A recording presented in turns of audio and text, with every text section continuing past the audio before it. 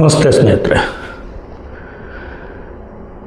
ಇವತ್ತು ಕಾಶ್ಮೀರದಲ್ಲಿ ನಡೆದಿರುವಂಥ ಭಯೋತ್ಪಾದನೆ ಕೃತ್ಯವನ್ನು ನಾವೆಲ್ಲ ನೋಡಿದ್ದೀವಿ, ಕೇಳಿದ್ದೀವಿ. ಮನಸ್ಸಿನಲ್ಲಿ ಆಕ್ರೋಶ ಇದೆ, ನೋವಿದೆ, ದುಃಖನೂ ಇದೆ.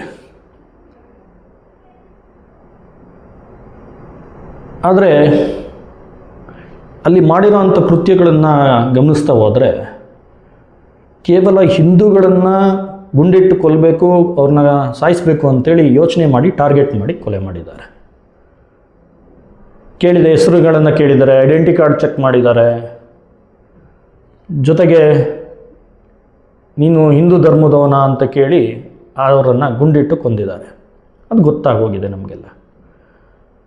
ಅದ್ರ ಜೊತೆ ನಾವೇನು ಮಾಡ್ತಿದ್ದೀವಿ? ಕೇಂದ್ರ ಸರ್ಕಾರವನ್ನು ಆಗ್ರಹ ಮಾಡ್ತಾಯಿದ್ದೀವಿ. ನಮಗೆ ರಿವೆಂಜ್ ಬೇಕು, ವಿ ವಾಂಟ್ ರಿವೆಂಜ್ ಅಂಥೇಳಿ ಹ್ಯಾಶ್ಟ್ಯಾಗ್ ಹಾಕಿ ಕೇಂದ್ರ ಸರ್ಕಾರನ ಆಗ್ರಹ ಮಾಡ್ತಾಯಿದ್ದೀವಿ. ಓಕೆ, ಕೇಂದ್ರ ಸರ್ಕಾರ ಒಂದಷ್ಟು ಕಟ್ಟುನಿಟ್ಟಿನ ಕ್ರಮಗಳನ್ನು ತಾಣ್ತಾ ಇದೆ, ಬೇರೆ ಬೇರೆ ಆ್ಯಂಗಲಲ್ಲಿ ಮೀಟಿಂಗ್ಗಳೆಲ್ಲ ಆಗ್ತಾಯಿದೆ, ಯೋಚನೆಯನ್ನು ಮಾಡ್ತಾಯಿದ್ದಾರೆ. ಆದರೆ ನಾವೇನು ಮಾಡ್ತಿದ್ದೀವಿ ಅಂತೇಳಿ ನಾವೇನಾರ ಯೋಚನೆ ಮಾಡಿದ್ದೀವ? ನಮ್ಮಿಂದ ಏನು ಮಾಡಲಿಕ್ಕೆ ಸಾಧ್ಯ ಅನ್ನೋದನ್ನು ಯೋಚನೆ ಮಾಡಿದ್ದೀವ? ಇದಕ್ಕೆ ನಮ್ಮಿಂದ ರಿವೆಂಜ್ ಏನು ಅನ್ನೋದನ್ನು ಯೋಚನೆ ಮಾಡಿದ್ದೀವ? ಹಿಂದೂಗಳಾದ ನಾವು ಸರ್ಜಿಕಲ್ ಸ್ಟ್ರೈಕ್ ಕೂಡ ಮಾಡ್ಬೋದು ಅಂತೇಳಿ ಯೋಚನೆ ಮಾಡಿದ್ದೀವ? ಸರ್ಜಿಕಲ್ ಸ್ಟ್ರೈಕ್ ಅಂದರೆ ಕೇವಲ ವಿಮಾನದ ಮೂಲಕ ಹೋಗಿ ಸ್ಟ್ರೈಕ್ ಮಾಡೋದು, ಗನ್ಗಳನ್ನು ಇಟ್ಕೊಂಡು ಪಾಕಿಸ್ತಾನದ ಒಳಗಡೆ ನುಗ್ಗಿ ಅದು ಸರ್ಜಿಕಲ್ ಸ್ಟ್ರೈಕ್ ಮಾಡೋದು ಅಂತಲ್ಲ. ಬೇರೆ ಬೇರೆ ಆ್ಯಂಗಲಲ್ಲೂ ನಾವು ಯೋಚನೆಯನ್ನು ಮಾಡ್ಬೋದು. ಏಕೆಂದರೆ ದೇಶದ ಒಳಗಿರೋವಂಥ ದೇಶದ್ರೋಹಿಗಳ ವಿರುದ್ಧ ದೇಶದ ಒಳಗಿರೋವಂಥ ನಾವುಗಳೇ ಯೋಚನೆ ಮಾಡಿ ಅವ್ರ ವಿರುದ್ಧ ಸರ್ಜಿಕಲ್ ಸ್ಟ್ರೈಕ್ ಮಾಡಬೇಕಾಗಿದೆ. ನಾನು ಯಾರನ್ನೋ ಟಾರ್ಗೆಟ್ ಇಟ್ಕೊಂಡು ಗನ್ ಇಟ್ಕೊಂಡು ಯುದ್ಧ ಮಾಡಿ ಅಂತ ಹೇಳ್ತಲ್ಲ. ಬದಲಾಗಿ ಇವತ್ತು ನಾವು ಮಾಡಬೇಕಾಗಿರೋಂಥ ಕೆಲಸ, ವ್ಯಾಪಾರವನ್ನು ಯಾರಿಗೆ ಕೊಡಬೇಕು, ಯಾರಿಗೆ ಕೊಡಬಾರ್ದು ಅನ್ನೋದನ್ನು ನಾವು ಯೋಚನೆ ಮಾಡಬೇಕಾಗಿದೆ. ಅದನ್ನು ಸರ್ಜಿಕಲ್ ಸ್ಟ್ರೈಕ್ ಅಂತ ಅಂತೀವಿ. ಸರ್ಜಿಕಲ್ ಸ್ಟ್ರೈಕ್ ಮಾಡಿ, ನಾವು ಯಾರಿಗೆ ವ್ಯಾಪಾರ ಕೊಡಬಾರ್ದು, ಯಾರಿಗೆ ಕೊಡಬೇಕು ಅಂತ ಯೋಚನೆ ಮಾಡಿರಿ. ಇವತ್ತು ಅವರನ್ನು ಆರ್ಥಿಕವಾಗಿ ಸಬಲರನ್ನಾಗಿ ಮಾಡಿ, ಗಟ್ಟಿತನ ಮಾಡಿ, ನಾವೇ ಹೊಡ್ತಾ ತಿಂದು ನಾವು ಹುಟ್ಟಿ ಬೆಳೆದ ಊರು, ನಮ್ಮ ಸಂಬಂಧಿಕರಿರೋ ಊರು ನಾವು ಬಿಡಬೇಕನ್ರಿ? ಇಲ್ಲೇನೋ ಆಗ್ತಾಯಿಲ್ಲ, ನನ್ನೂರಲ್ಲೇನೋ ಆಗ್ತಾಯಿಲ್ಲ ಅಂದರೆ ವೆಸ್ಟ್ ಬೆಂಗಾಲಲ್ಲಿ ಆಗೋವಂಥ ಸ್ಥಿತಿ ಇವತ್ತು ಅಲ್ಲ ನಾಳೆ ನಮ್ಮ ಮನೆಗೂ ಬರೋವಂಥ ಸ್ಥಿತಿ ಖಂಡಿತ ಇದೆ. ಯೋಚನೆ ಮಾಡಬೇಕಲ್ಲ.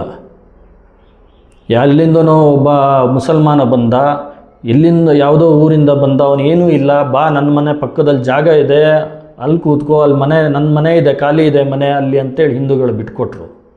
ಪರಿಣಾಮ ಇವತ್ತು ವೆಸ್ಟ್ ಬೆಂಗಾಲಲ್ಲಿ ಎಷ್ಟೋ ಗ್ರಾಮಗಳನ್ನು ಹಿಂದೂಗಳು ತೊರೆದು ಬೇರೆ ರಾಜ್ಯಕ್ಕೆ ಹೋಗ್ತಾ ಇದ್ದಾರೆ, ಬೇರೆ ಊರುಗಳಿಗೆ ಹೋಗ್ತಾ ಇದ್ದಾರೆ. ಇಂಥ ಸ್ಥಿತಿ ನಮಗೂ ಬರಲ್ಲ ಅನ್ನೋದು ಏನು ಗ್ಯಾರಂಟಿ? ಇವತ್ತು ಕೇವಲ ಪ್ರಧಾನಿ ಮಂತ್ರಿಗಳಿಗೆ ಮಾತ್ರ ನೀವು ಆ ರೀತಿ ಮಾಡಿ ಈ ರೀತಿ ಮಾಡಿ ಅಂತ ಹೇಳ್ತಾ ಹೋದರೆ ನಾವೇನು ಮಾಡ್ತೀವಿ ಅನ್ನೋದಾದ್ರು ಯೋಚನೆ ಮಾಡ್ವಿ. ಒಂದು ಕ್ಷಣ ಯೋಚನೆ ಮಾಡಿ. ಅವರು ಪ್ರವಾಸಿಗರನ್ನು ಟಾರ್ಗೆಟ್ ಮಾಡಲಿಲ್ಲ, ಕಾಶ್ಮೀರಲ್ಲಿ ಪ್ರವಾಸಿಗರನ್ನು ಟಾರ್ಗೆಟ್ ಮಾಡಲಿಲ್ಲ, ಕೇವಲ ಮಾಡಿದ್ದು ಹಿಂದೂಗಳನ್ನು ಟಾರ್ಗೆಟ್ ಮಾಡಿದ್ದು. ಹಾಗಾಗಿ ನಾನು ಕೇಳೋದಿಷ್ಟೇ, ನಾವು ಕೂಡ ಸರ್ಜಿಕಲ್ ಸ್ಟ್ರೈಕ್ ಮಾಡಬೇಕಾಗಿದೆ. ಅದು ಎಲ್ಲಿ? ನಮ್ಮೂರಿನಲ್ಲೇ, ನಾನಿರೋ ಜಾಗದಲ್ಲೇ ಸರ್ಜಿಕಲ್ ಸ್ಟ್ರೈಕ್ ಮಾಡೋಣ. ಇವತ್ತೇ ಒಂದು ಪ್ರಮಾಣ ಮಾಡೋಣ.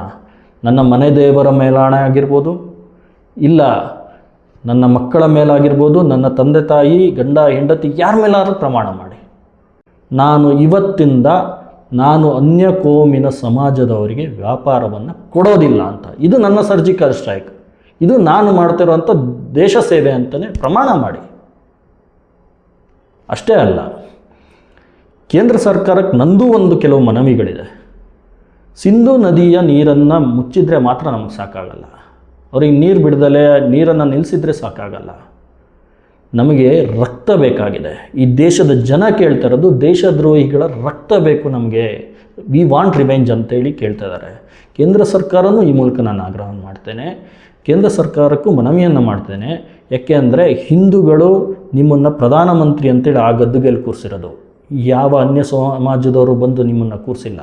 ಹಿಂದೂಗಳು ನಿಮ್ಮ ಮೇಲೆ ನಂಬಿಕೆ ಇಟ್ಟು ನಮಗೆ ಭದ್ರತೆ ಸಿಗುತ್ತೆ, ನಮ್ಮ ಹಿಂದೂಗಳು ಸುರಕ್ಷಿತರಾಗಿ ಸುಭಿಕ್ಷಿತರಾಗಿ ಇರ್ತಾರೆ ಅನ್ನೋದಕ್ಕೋಸ್ಕರ ಇದನ್ನು ನಿಮ್ಮನ್ನು ಅಲ್ಲಿಗೆ ಪ್ರಧಾನಮಂತ್ರಿಯಾಗಿ ಕೂರಿಸಿದ್ದಾರೆ ಅಂತೇಳಿ ಈ ಮೂಲಕ ಹೇಳ್ತೀನಿ. ಹಾಗಾಗಿ ಈ ದೇಶದ ಜನರಿಗಿಂದನೂ ಹಿಂದೂಗಳ ಪರವಾಗಿ ವಿ ವಾಂಟ್ ರಿವೆಂಜ್ ಅಂತ ಹೇಳ್ತಾ, ನಾನು ಕೂಡ ಇವತ್ತಿಂದ ಯಾವುದೇ ಕಾರಣಕ್ಕೂ ನಾನು ಅನ್ಯ ಕೋಮಿನವರಿಗೆ ವ್ಯಾಪಾರವನ್ನು ಕೊಡೋಲ್ಲ, ನಾನು ಕೂಡ ಸರ್ಜಿಕಲ್ ಸ್ಟ್ರೈಕ್ ಮಾಡ್ತಿದ್ದೀನಿ ಅಂತೇಳಿ ನಿಮ್ಗೆ ಈ ಮೂಲಕ ತಿಳಿಸ್ತಾ ನನ್ನ ಮಾತಿಗೆ ವಿರಾಮ ಕೊಡ್ತೀನಿ. ಭಾರತ್ ಮಾತಾ ಕಿ ಜೈ. ಜೈ ಶ್ರೀರಾಮ್. ಎಲ್ಲ ಕಡೆ ಹುಡುಕಿ ಸಾಕಾಗಿದೆ. ನಮ್ಮ ಮಕ್ಕಳಿಗೆ ಒಂದೊಳ್ಳೆ ಭವಿಷ್ಯ ಬೇಕಾಗಿದೆ. ಅಯ್ಯಯ್ಯೋ, ಟೈಮ್ ಮುಗ್ದೇ ಹೋಯ್ತು. ಎಲ್ಲಿ ನಮ್ಮ ಮಗುವನ್ನ ಸೇರಿಸೋದು ಅಂತ ಇನ್ನೂ ಗೊಂದಲದಲ್ಲೇ ಇದ್ದೀರಾ? ನಿಮ್ಮ ಗೊಂದಲಕ್ಕೆ ಹಾಕಿ ಫುಲ್ ಸ್ಟಾಪ್. ಹೆಮ್ಮೆಯ ವಿದ್ಯಾರ್ಥಿಗಳನ್ನ ದೇಶದ ಆಸ್ತಿಯಾಗಿ ರೂಪಿಸಲು ಹೊರಟಿದೆ ರಾಜೇಶ್ವರಿ ಎಜುಕೇಶನ್ ಫೌಂಡೇಶನ್. ಸುಂದರವಾದ ಪರಿಸರದಲ್ಲಿ, ಭವ್ಯವಾದ ಕಟ್ಟಡದಲ್ಲಿ, ಅತ್ಯಾಧುನಿಕ ಸೌಲಭ್ಯದೊಂದಿಗೆ ನಿಮ್ಮನ್ನ ಸ್ವಾಗತಿಸ್ತಾ ಇದೆ ರಾಜೇಶ್ವರಿ ನ್ಯಾಷನಲ್ ಸ್ಕೂಲ್ ಹಾಗೂ PU college. Rajeshwari education foundation, Rajeshwari national school, PU college, Patel Muddanna Shetty campus, Radha farms, Sanur village, Karkala taluk. For registration contact 8095341169, 8762119917.